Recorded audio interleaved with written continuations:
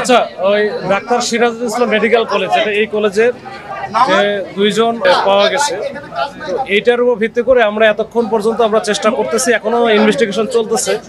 তো এর মধ্যে যেটা আমরা এখন পাইছি যে এই যে প্রাইভেট কারটা যেটা ছিল, এইটার সূত্র ধরে আমরা প্রথমে আগাই এবং এইটার যে ঠিকানাটা পাই, এইটা এখানকার মালিককে আমরা শনাক্ত করতে পারি। মালিকের নাম হচ্ছে সৌরভ, তার বাড়ি হচ্ছে নোয়াখালীর চাটখিলে। তো সৌরভের সাথে কথা বলে এই যে দুইজন হচ্ছে আমরা অজ্ঞাতনামা লাশ আমরা পাইলাম, তাদের ব্যাপারে আমরা তাদের ছবি টবি দেখাই এবং তাদের ব্যাপারে বলে সে এই দুইটার আমরা শনাক্ত করতে পেরেছি। এই দুইজনের মধ্যে একজন হচ্ছে এই প্রাইভেট কারের ড্রাইভার, নাম হচ্ছে জাকির, ওই তার বাড়িও ওই নোয়াখালীর চাটখিলে। আর সাথে যেটা ছিল সেটাও জাকিরের মানে চাচাতো ভাই বা কাছের কেউ একই প্রতিবেশী হবে, তার নাম হচ্ছে মিজান। তো এই দুইজনের বয়স কাছাকাছি, 40-এর হয়তো বা আগে পরে হবে, 40-42 বছরের কাছাকাছি এদের বয়স। তো এই দুইজন মূলত গতকালকে আমরা সিসি ক্যামেরা যেটা দেখেছি এবং যেটা মালিকের সাথে কথা বললাম, মালিক নিজেও আসছিল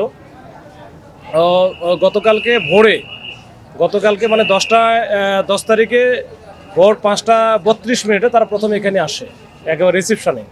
আসার পরে গাড়ি নিয়ে ড্রাইভার চলে যায় বেসমেন্টে পার্কিংয়ের জন্য, আর দুইজন এখানে থাকে, একটা হচ্ছে মালিক সৌরভ, তার সাথে মিজান। দুইজন রিসিপশনে কথা বলে মিজান চলে যায় গাড়ির কাছে, মানে যেটা পার্কিংয়ের ওখানে, আর সৌরভ এখান থেকে বিদায় নাই। তো সৌরভের সাথে আমরা কথা বলে যেটা জানছি যে সে আসলে আসছিল অন্য একটা কাজে। এরা দুইজন যেহেতু এখানে যে পেশেন্ট আছে, পেশেন্টকে নিয়ে যাবে, ওই পেশেন্টের সাথে পেশেন্টের লোকজনের সাথে মানে কথা হয়েছে। এখানে জোবাইর নামে একজন বাচ্চা আছে, তার একটা মানে অপারেশন হয়েছে। তো গতকালকে তার হচ্ছে রিলিজ দেওয়ার কথা, কিন্তু পরবর্তীতে রিলিজ দেয় নাই। তো ভোরে যেহেতু আসে, আমার মনে হয় ওই সময় এরা যোগাযোগ করতে পারে নাই, হয়তো ওদের সাথে ট্রাই করছে। তো পরবর্তীতে ওরা চিন্তা করছে হয়তো বা একটু রেস্ট নিয়ে 9টা-10টার দিকে তারা হয়তো বা এখানে কথা বলবে পেশেন্টের যারা সাথে আছে। কিন্তু পরবর্তীতে তো এরপরে থাকে, তো ওদেরও কোনো খোঁজখবর পাচ্ছে না। নিচে যেহেতু একটু নেটওয়ার্কের ঝামেলা আছে, মালিকও ট্রাই করছে, কয়েকবার ট্রাই করছে, কিন্তু তাদের সাথে যোগাযোগ করতে পারে নাই।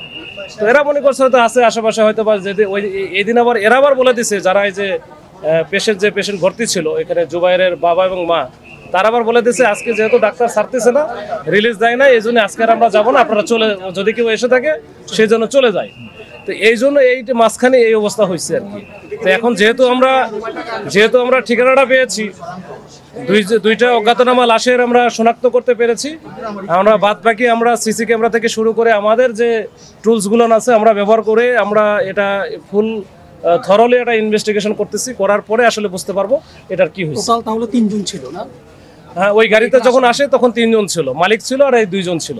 আচ্ছা, আপনারা প্রাথমিকভাবে কি জানতে পারছেন? আমরা ওদের যে চেহারা দেখে কিংবা প্রাথমিক যে অবস্থা দেখে আপনারা যেভাবে, আসলে বিষয়টা হয়েছে ওইখানে এমনি বেসমেন্টের 2 তলায়, নিচের 2 তলায় গেছেন, ওখানে প্রচন্ড গরম, আর গাড়িটা যেহেতু লক করা ছিল, ভিতরে কোনো এসি বা ছিল না, প্রচন্ড গরম ছিল। তো ওই জন্য যে লাশটা হয়তো 3 দিন বা 4 দিন পরে যে অবস্থাটা হয়, সেটা একদিনে কিন্তু হয়ে গেছে। তো আমরা মোটামুটি ক্যালকুলেশন করে দেখলাম 30 থেকে 32 ঘন্টা তারা এই গাড়ির ভিতরে ছিল। তো এইটার কারণে একটু লাশটা একটু ডিকম্পোস্ট হয়ে গেছে বা একটু অন্যরকম হয়ে গেছে, এটার কারণে বোঝা মুশকিল। তবে পোস্টমর্টমে গেলে হয়তো ডাক্তাররা দেখলে বুঝতে পারবে যে কোথাও অন্য কোনো ঝামেলা আছে কিনা। এটা এখন পর্যন্ত আমরা খালি চোখে এটা দেখা সম্ভব না, দেখা যায় নাই, আমরা বুঝিও নাই। এটা আসলে যখন এই যে পোস্টমর্টমে যাবে তখন হয়তো ডাক্তার দেখলে বুঝতে পারবে। ঠিক আছে, এটা পরে আমরা বলতে পারবো। এখানে সিআইডি টিম আসছিল, তারা এটা ডিটেলস আলামত যা নেওয়ার দরকার, যেটা দেখার কথা, তারা এটা নিয়ে গেছে। তাদের কাছ থেকেও আমরা একটা মতামত পাবো আর কি। হ্যাঁ, ওরা ওনারা একই এলাকার, যেহেতু এরা যাবে, ওই মালিক আবার এয়ারপোর্টে যেহেতু আসবে, তখন বলছে যে ওরা গাড়ি পাচ্ছিল না। বলছে যে মালিকের বক্তব্য অনুযায়ী যে আমাদেরকে যখন জানালো মনির নামে একজন ব্যক্তি, যে ওইখানে ওরা আছে, তারা পেশেন্টের অপারেশন শেষ, তাদেরকে এখান থেকে রিলিজ দিয়ে দিবে শনিবারে, তারা যদি সম্ভব হয় তাহলে যেন নিয়ে যায়। হ্যাঁ, বাচ্চা। তো তখন এইটার জন্য আসে, অন্য কিছু না।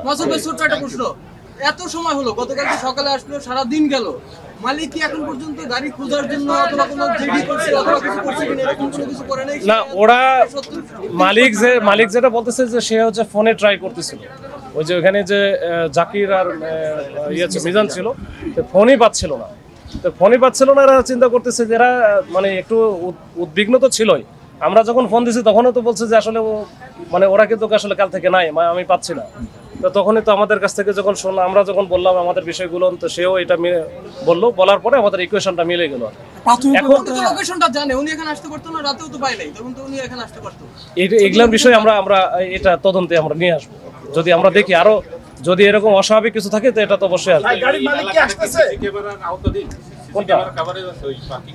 পার্কিং যেখানে পার্কিংটা করছে ওই জায়গাটা, ওই যেটা ওটা একটু ভিতরে, দেখছেন কিনা যায় না, কিন্তু ওইটা একটু ভিতরে, ওটা ভিতরে বলতে একটা পাশে, ওই পর্যন্ত হয়তো কভার করতেছে, কিন্তু তার আগ পর্যন্ত কিন্তু কভার করে, মানে গাড়ি যে ঢুকতেছে, তারপরে যে মিজান যে পড়ে গেল গাড়ির কাছে, এটা সবই আসে। ঠিক আছে না, ওখানে তো 3 জন ছিল, একজন চলে গেল, বাকি মাত্র 2 জন। যদি একজন অপরজনকে মারতো, একজন জীবিত থাকতো, একজন মারা যেত। এখন সবশেষ আপনাদের প্রাথমিকভাবে কি মনে হচ্ছে এটা প্রাথমিক এখন কিছু বলার, এখানে প্রাথমিকভাবে বলার কিছু নাই। এটা হচ্ছে পোস্টমর্টমটা করুক।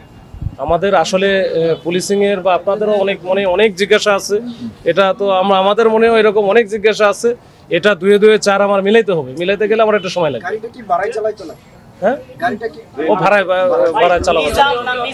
মিজান এম এবং জাকির। এম। ঠিক আছে।